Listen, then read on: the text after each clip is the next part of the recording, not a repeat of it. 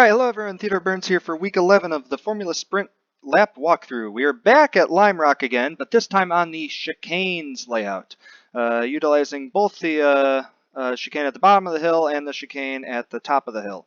So this is from an official race session earlier tonight. I ran a 51.330 with no draft. So here we go, right along for a lap.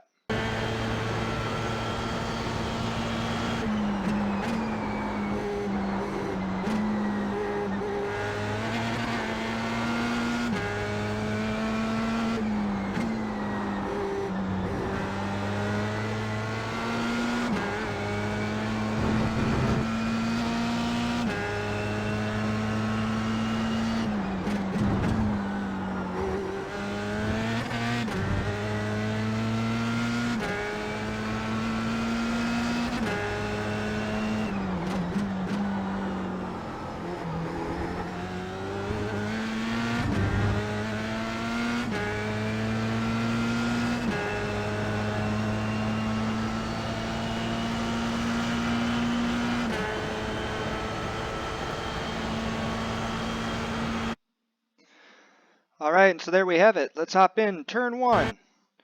So turn 1, same as every good old Limerock layout.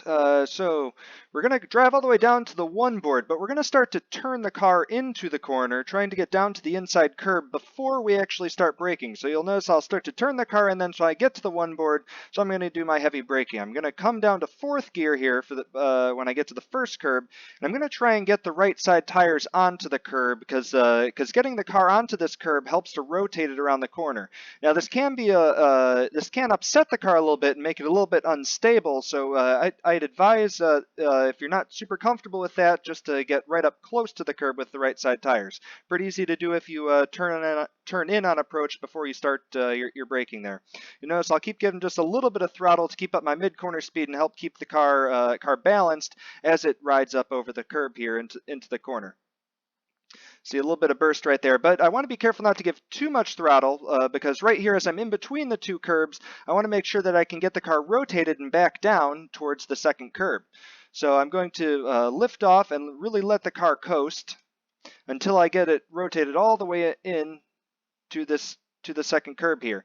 Now once I've gotten it into this point, I've made the hardest turn around the corner, so I can start to get back into throttle. I can get them pretty aggressively, especially if I can get that right front up onto the curb and help me rotate the car just that little bit more again as I try and exit turn, so I guess 1 and 2 here.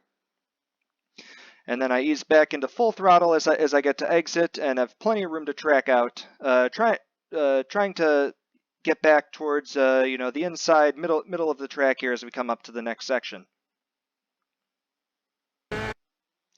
So coming into this corner, it's pretty tricky approach because we're braking throughout this entire corner.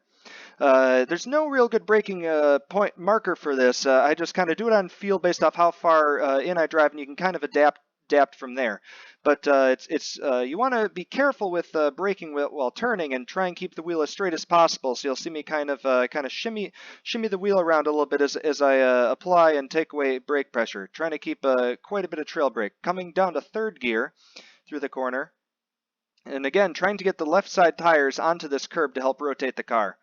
Now this is where I get a little bit sloppy. I like to try and wait just a hair longer to get onto throttle until I'm about halfway through this curbing, and you can get on the throttle pretty aggressively there. Here I get on a little bit early, and you'll notice it drives me a little bit wide. I want to try and stay right on the far left side of the track as I come into the corner here. So see, I really have to do a fast transition with my hands to get ready for the next corner, and this is the sloppiest portion of this lap, so where I lost the most time. But it's full throttle here for the right-hand corner, and it's very quick, abrupt turn in, trying to get down right to the curb. You got to be careful not to hit the curb because it'll kind of upset the car a little bit, but you want to get the right side tires down as close to it as possible. Actually, end up hitting a little bit there, and like I said, this is the sloppy sector right here for me, as I end up going a little bit wide here on exit because I clipped that inside curb, and I get the tires just slightly into the grass, not enough to gain a 1x, but enough to give me a little scare and a little check right there. So that was pretty much sectors 1 and 2, but it's a nice string of corners all the way together. So we'll play through that again one more time in real speed before we get up to the chicane and part of thing that's unique to this layout.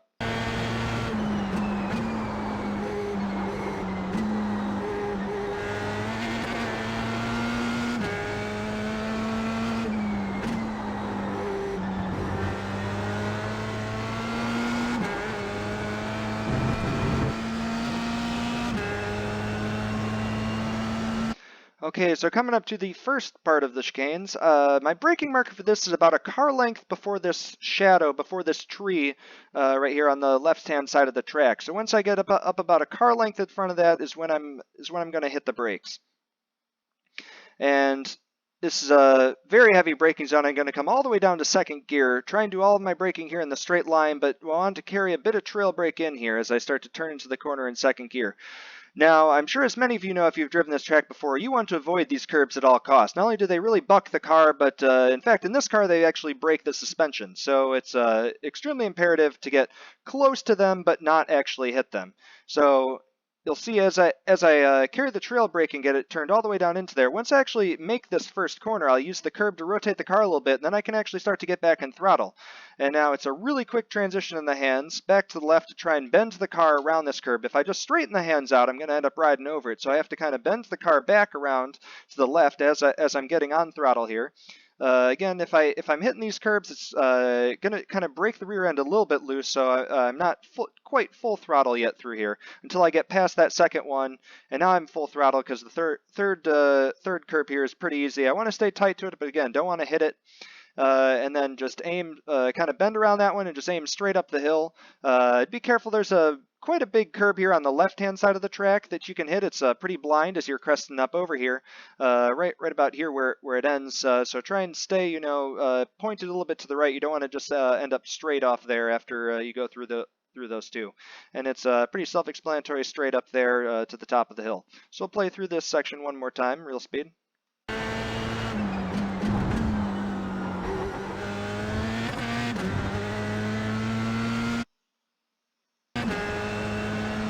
So coming up to the last chicane up here at the top of the hill, my brake point for this corner is right about where this white line painted for the classic layout of the circuit here is right about when I cross over this on the left side of the track. So if I'm hugging the left side of the track, right when the car gets to this white line that's going, that's when I'm going to start hitting my brakes.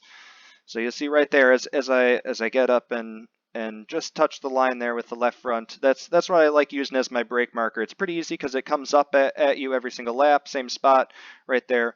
Nice and easy. Now I'm going to come down all the way to second gear and start to kind of turn the car in just a little bit here as I start to carry a bit of trail brake. I'm completely ignoring this first apex way over there, and I'm looking for the second corner all the way down here and in nice and deep.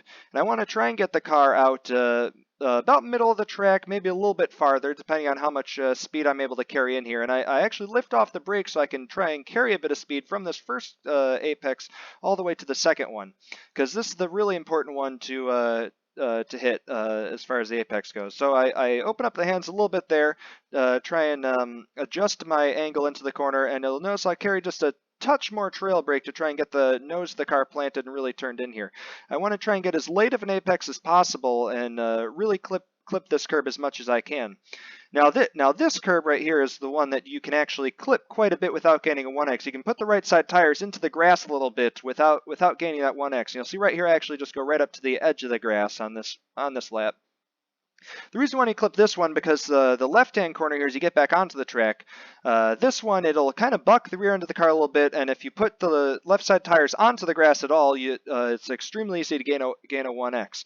But if I get a really late apex on that first one there, I can drive this one as pretty much as straight as possible, and you see I end up going over about half throttle here. And I got the left side tires just real close to the grass, but not totally on it, and that means I don't run the center of the car up over the curb so it doesn't upset it and make the rear end loose as I come back onto the course here, and also I don't gain a 1x in that fashion. So once I get the car completely settled off of the curb and straightened out, I can ease back into full throttle, and it's pretty self-explanatory, flat out, just hugging it down nice and tight from there. So play this last chicane here one more time in real speed.